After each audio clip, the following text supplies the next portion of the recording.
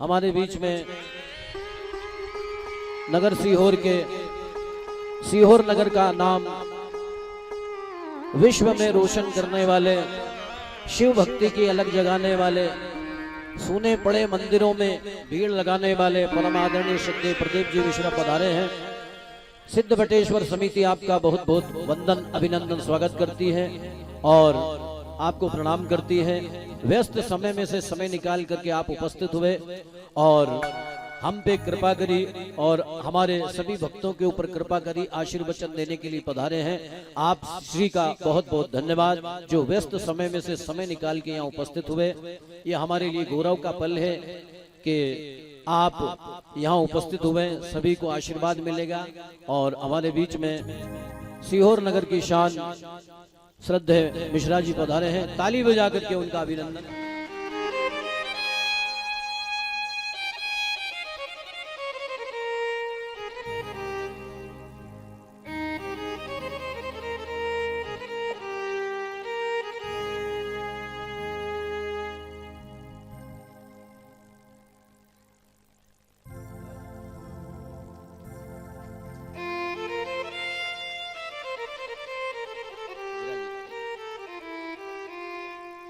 और अब हमारे बीच में श्रद्धेय मिश्रा जी, जिन्होंने सीहोर नगर का नाम राष्ट्रीय स्तर अंतरराष्ट्रीय लेवल तक पहुंचाया, सीहोर को ख्याति दिलवाने वाले पंडित प्रदीप जी मिश्रा, उनका आशीर्वाद होगा, उद्बोधन होगा।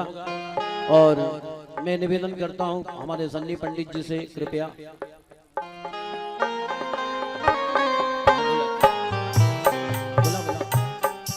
मांगीलाल जी, नामदेव साहब, समिति के सभी सदस्य आ जाएं मिश्रा जी का स्वागत करने के लिए, उसके बाद उनका आशीर्वचन होगा।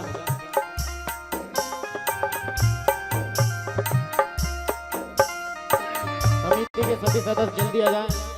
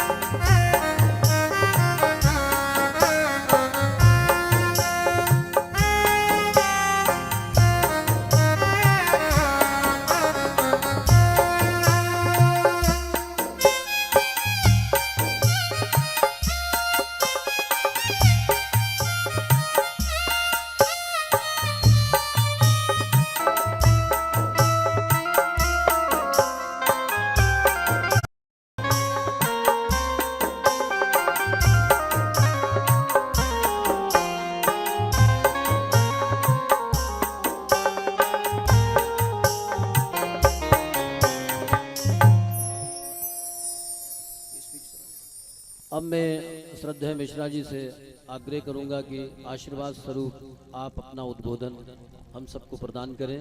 श्रद्धेय मिश्रा जी। श्री शिवाय नमस्तुभ्यम। व्यासपीठ को नमन करते हुए श्री सिद्धेश्वर महादेव बाबा के पवित्र चरणारविंद को नमन करते हुए व्यासपीठ पर विराजमान हमारे सीहोर नगर के, जिनके मस्तिष्क पर स्वयं भगवान कृष्ण और कंठ पर माता सरस्वती सदा विराजमान है, पंडित श्री चेतन जी उपाध्याय जी, जो अपने सुमधुर कंठ से श्रीमद् भागवत, श्री राम कथा, श्री नानीबाई का मायरा और शिव महापुराण की कथा आप और हमको, शहरवासियों को और संपूर्ण भारतवासियों को श्रवण कराते आए हैं, जिनके कंठ पर स्वयं माता सरस्वती का वासा हो। और सबसे बड़ा आनंद का विषय तो यह है कि आपके ही क्षेत्र के हैं और आपके ही बीच के हैं। कहते हैं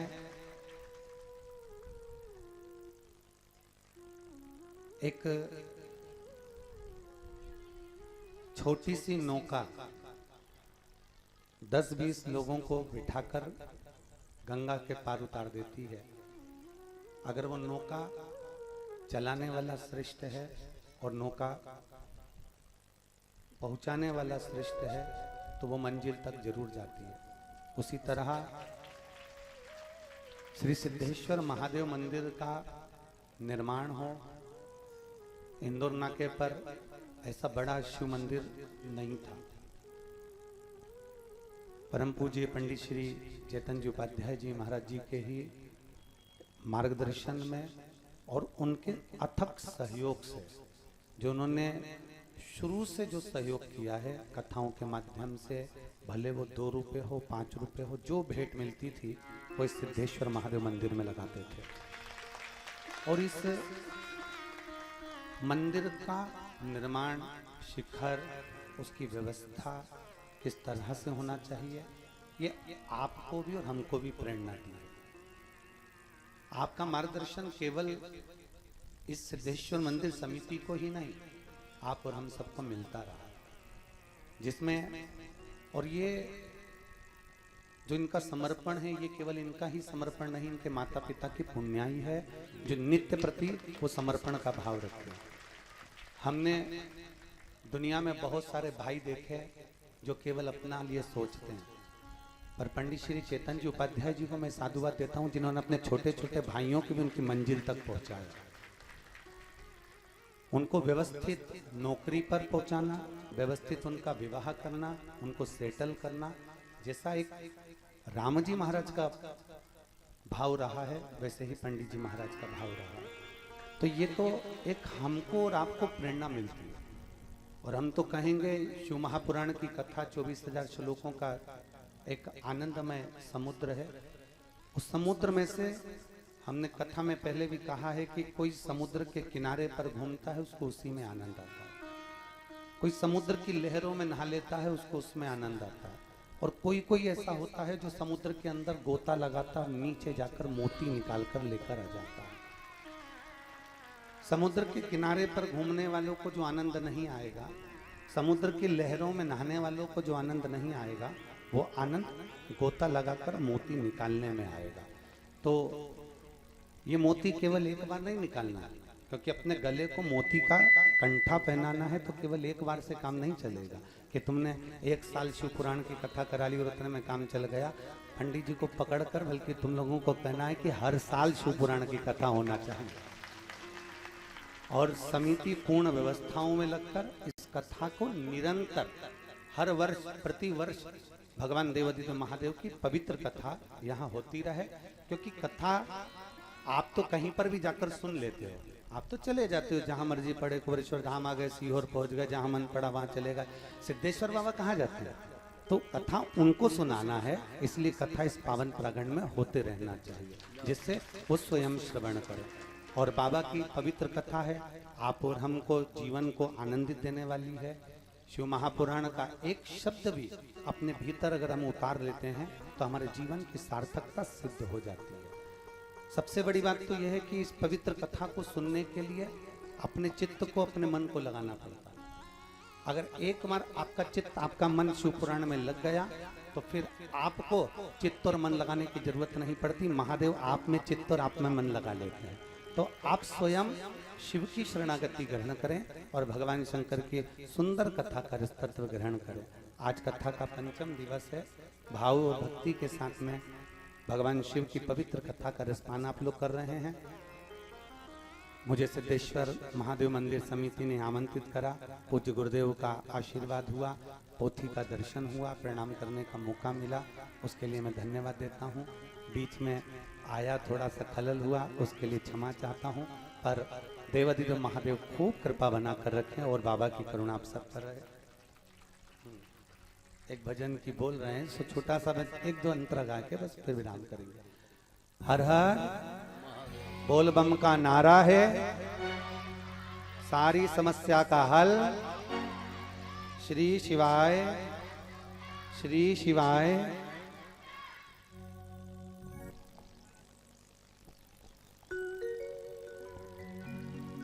कौन तेरे डमरू की धुन सुन के मैं काशी नगरी आई हूँ। तेरे डमरू की धुन सुन के हाथों से मेरे भोले ओ बम भोले मैं काशी नगरी आई हूँ। तेरे भोले ओ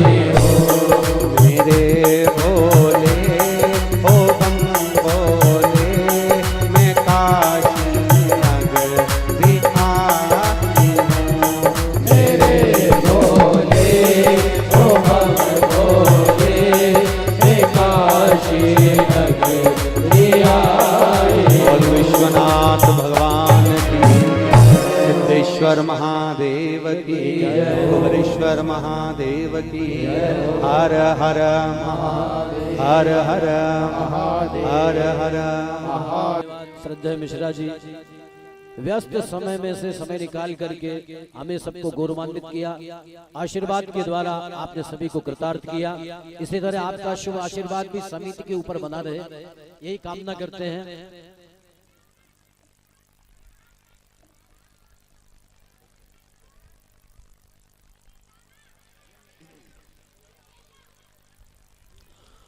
बोलो कुबेरेश्वर महादेव की जय हो, कुबेरेश्वर धाम की जय हो।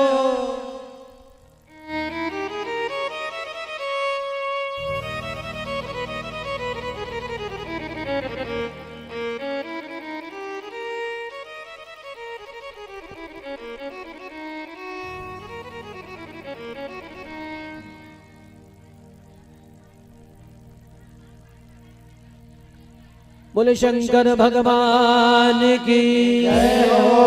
नमः पार्वती पते हर